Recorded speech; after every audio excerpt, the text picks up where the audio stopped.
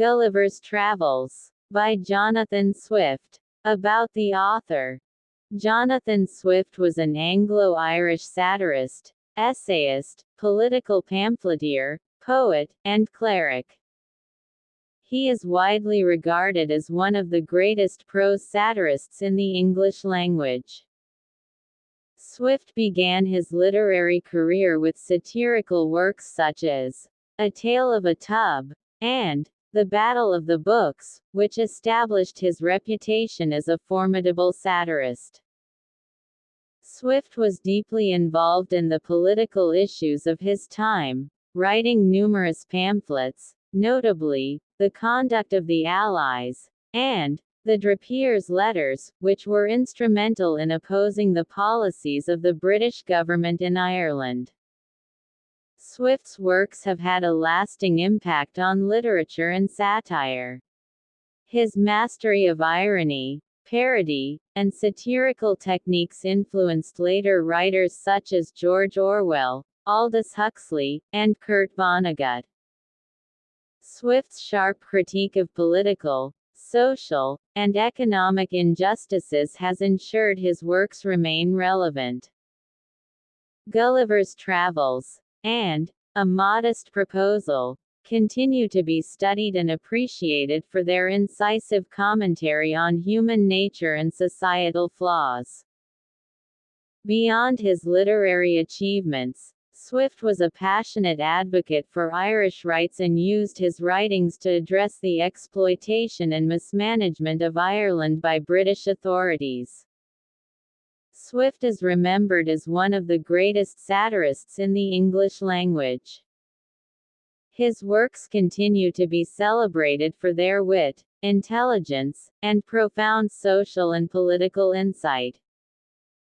Jonathan Swift's legacy as a writer, satirist, and clergyman is enduring.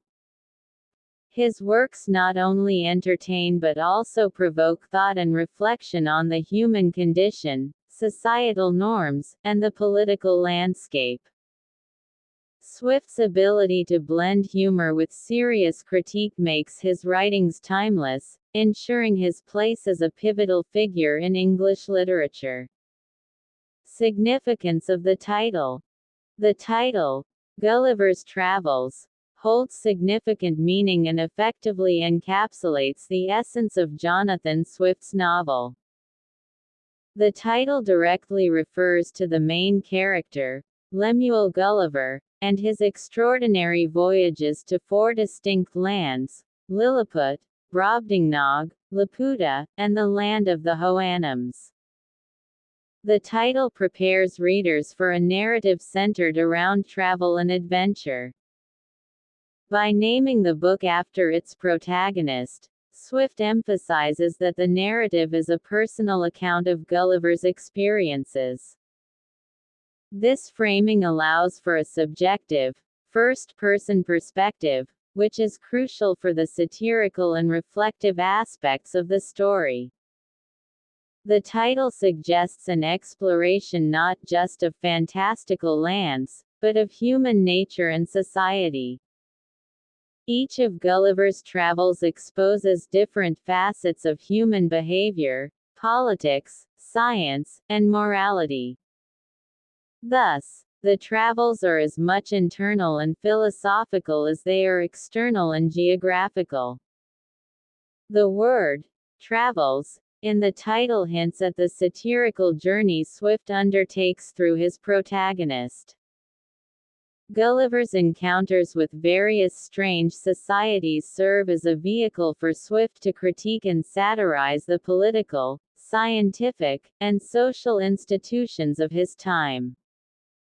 Over the course of his travels, Gulliver undergoes significant changes in his perception of humanity and himself. The title encapsulates this transformative journey, highlighting not just physical travels, but the profound internal changes that Gulliver experiences. By focusing on travels, the title implies a broader, more universal exploration of the human condition.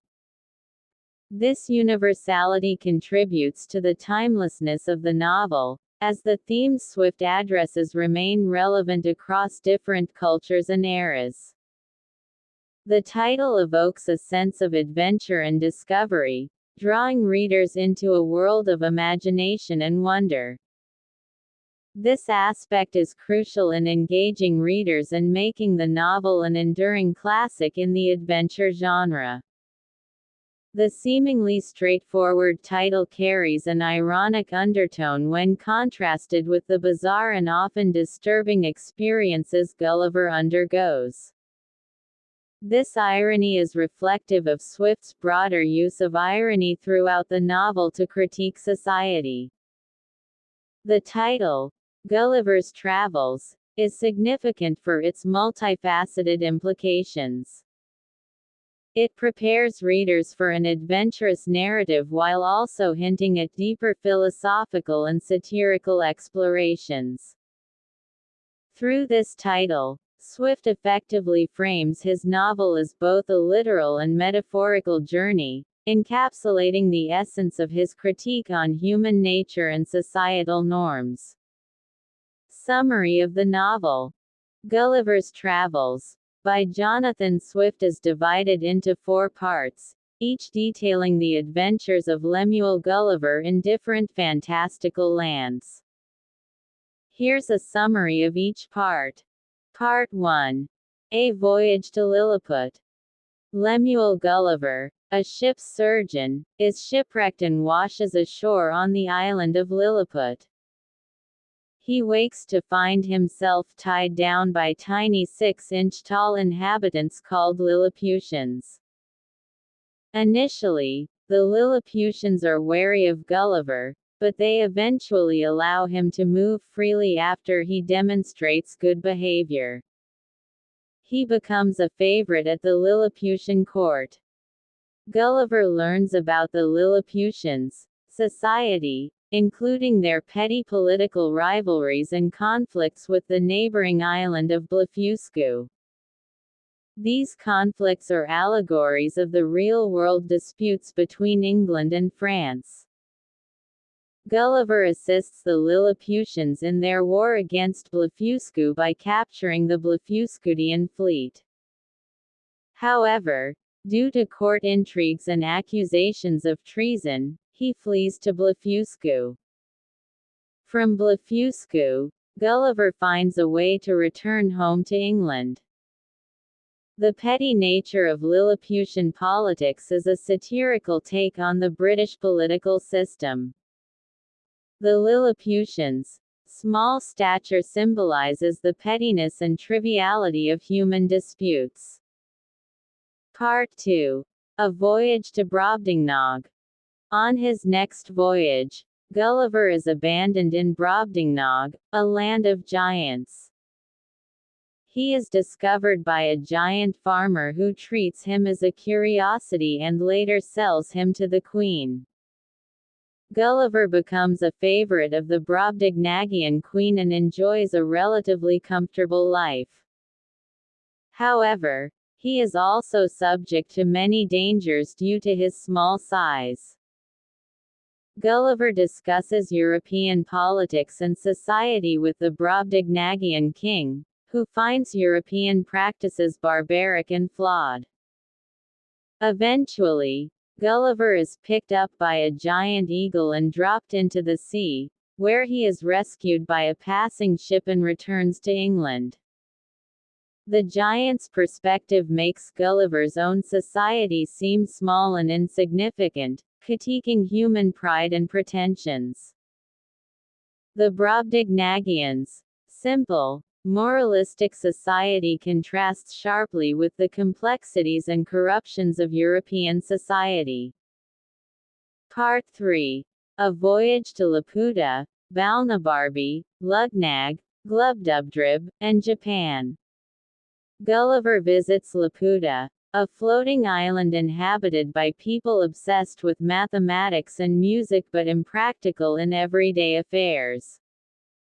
The island hovers over Balnabarby, which suffers due to the Laputans' impractical governance. In Legato, the capital of Balnibarbi, Gulliver visits the academy, where scholars engage in absurd and futile experiments. Gulliver encounters ghosts in Glubbdubdrib, who reveal the truth about historical figures. In Luggnagg, he meets the Struldbrugs, immortals who suffer the curse of eternal aging. Gulliver travels to Japan and then returns to England. Swift criticizes the impracticality of theoretical knowledge disconnected from real-world applications. The Struldbrugs illustrate the drawbacks of immortality, challenging the desirability of eternal life. Part 4. A Voyage to the Country of the Houyhnhnms. Gulliver arrives in a land inhabited by rational, intelligent horses called Houyhnhnms and brutish, savage humans called Yahoos. The Houyhnhnms live by reason and have a peaceful, orderly society. Gulliver admires them and gradually adopts their ways.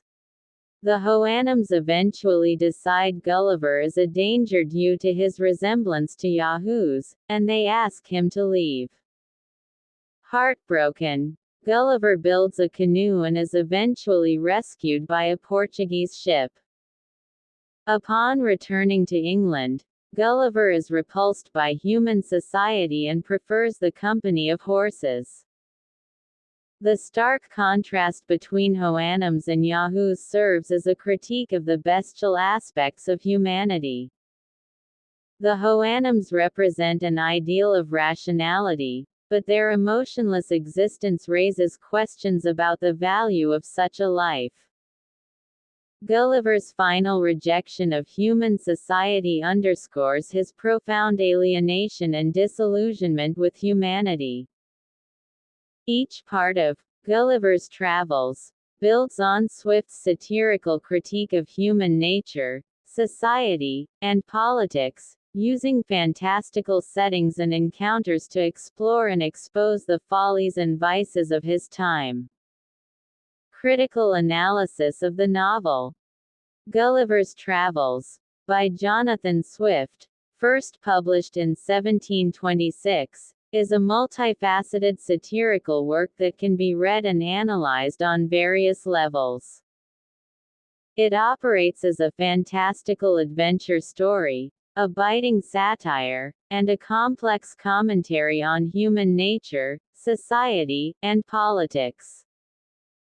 Swift's novel is renowned for its satirical elements, targeting different aspects of society through allegory. The four voyages of Lemuel Gulliver, Lilliput, Brobdingnag, Laputa, and the land of the Houyhnhnms, serve as a mirror to 18th-century England and, by extension, humanity at large. The diminutive Lilliputians and their petty political squabbles represent the absurdity of British politics. Swift critiques the trivial nature of political conflicts, such as the debate between the Low Heels and High Heels, a satire on the Tories and Whigs. The Lilliputian method of selecting government officials, where candidates compete in absurd physical contests, mocks the arbitrary and often nonsensical qualifications for political leadership. In the Land of the Giants, Gulliver becomes the subject of scrutiny, allowing Swift to highlight the flaws and vices of human society through the eyes of the Brobdingnagians. The King of Brobdingnag's reflections on European society, where he finds much to criticize, underscore the moral and ethical shortcomings of Swift's contemporaries, particularly their propensity for war and violence. The floating island of Laputa and its inhabitants' obsession with mathematics and music critique the impracticality and detachment of intellectuals and scientists from the practical concerns of life. Swift satirizes the Royal Society and the Enlightenment's blind faith in reason and progress, suggesting that excessive intellectualism can lead to absurd and pointless endeavors. The rational and peaceful Houyhnhnms, contrasted with the brutish and savage Yahoos, present a complex commentary on reason and emotion in human nature. While the Houyhnhnms represent an ideal of rationality, their lack of passion and individuality raises questions about the value of such a society. Swift seems to suggest that a purely rational existence might be as dehumanizing as one dominated by base instincts. Gulliver's Travels explores the dual aspects of human nature, the rational and the bestial. Swift portrays humans as capable of reason and virtue but also prone to vice and irrationality. The contrast between Gulliver's perceptions of himself and the perspectives of those he encounters reveals the complexities and contradictions of human identity. Throughout his voyages, Gulliver witnesses the corrupting influence of power in various forms. Whether it is the petty tyrannies of the Lilliputians or the detached control of the Laputans, Swift suggests that power often leads to moral decay and social injustice. By placing Gulliver in vastly different societies, Swift demonstrates the relativity of cultural norms and values. Practices that seem normal to one group appear absurd or barbaric to another, challenging the notion of any one culture's superiority. The novel critiques the expansionist and colonial impulses of European powers. Gulliver's role as both colonizer and colonized figure, particularly in Lilliput and Brobdingnag, highlights the ethical dilemmas and injustices inherent in colonialism. Swift employs irony and parody throughout the novel to highlight the absurdities and contradictions in human behavior and institutions. His use of a naive narrator, Gulliver, allows readers to see the folly of the world through a supposedly objective lens. Gulliver's Travels parodies the popular travel literature of Swift's time. The detailed and pseudo-scientific descriptions lend a sense of realism to the fantastical elements, enhancing the satirical impact. The first-person narrative provides a personal and subjective account of Gulliver's experiences, emphasizing the theme of perspective and the limitations of individual understanding. Gulliver's Travels remains a powerful and relevant work due to its incisive social criticism, rich thematic complexity, and masterful use of satire. Jonathan Swift's novel encourages readers to question their own society, reflect on the nature of humanity, and recognize the enduring relevance of its insights into the human condition. Themes. Gulliver's Travels by Jonathan Swift is rich with themes that delve deeply into human nature, society, and the dynamics of power and knowledge. Here's an in-depth exploration of the central themes. Human nature and society. Swift explores the dual aspects of human nature, the rational and the bestial. The Houyhnhnms represent pure reason, while the Yahoos embody base instincts and depravity. Gulliver's changing perceptions throughout his voyages highlight the tension between these dual aspects. By juxtaposing the rational Houyhnhnms with the brutish Yahoos, Swift questions whether humans can ever truly transcend their baser instincts. Through Gulliver's interactions with various societies, Swift critiques the moral and ethical shortcomings of his contemporaries. The political intrigue and petty conflicts in Lilliput mirror those of 18th-century England, suggesting that human society, regardless of its self-proclaimed sophistication, is fundamentally flawed and prone to corruption. Power and corruption. The novel is a pointed satire of political systems and the nature of power.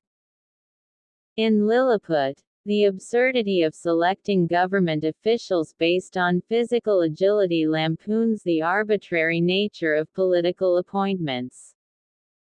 Swift highlights how power is often attained and exercised without regard to competence or morality. The different forms of governance encountered by Gulliver illustrate the corrupting influence of power. The Laputans' intellectual tyranny over the Balnibarbians and the internal politics of Lilliput reflect how those in power can become disconnected from the needs and realities of their subjects. The Brobdingnagian king's reflections on European governance underscore the widespread abuse of power and the moral decay it engenders. Relativity of cultural norms. Swift emphasizes the relativity of cultural norms by depicting societies with vastly different customs and values.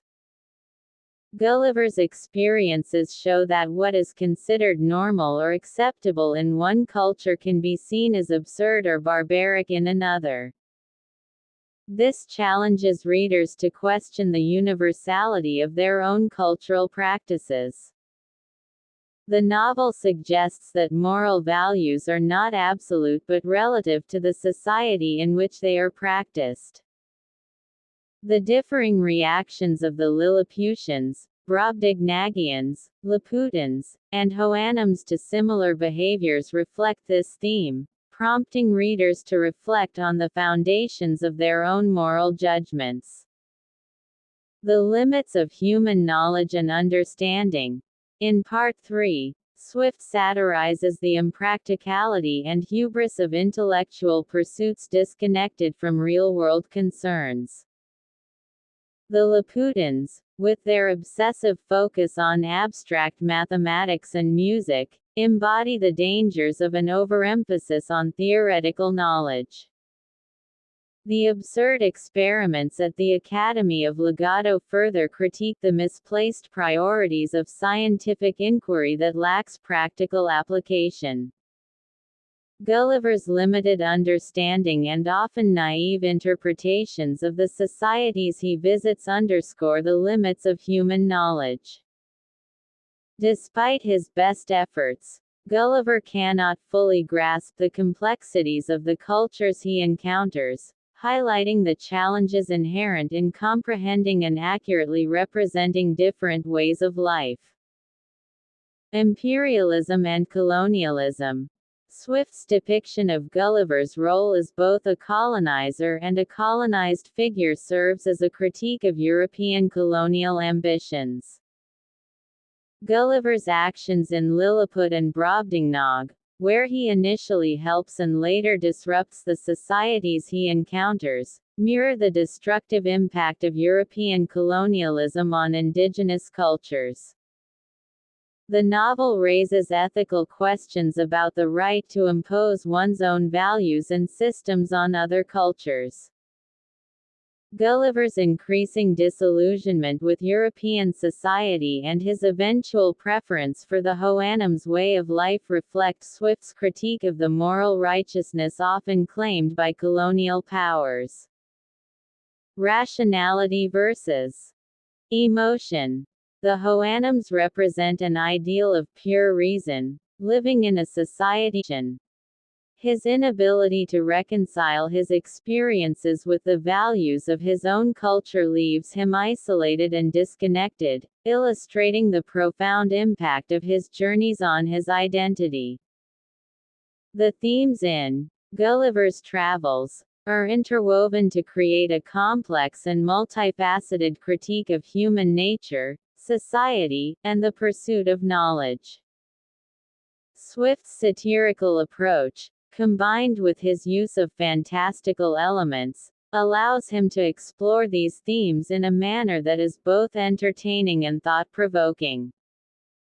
The novel remains a timeless exploration of the human condition, prompting readers to reflect on their own values, behaviors, and societal structures.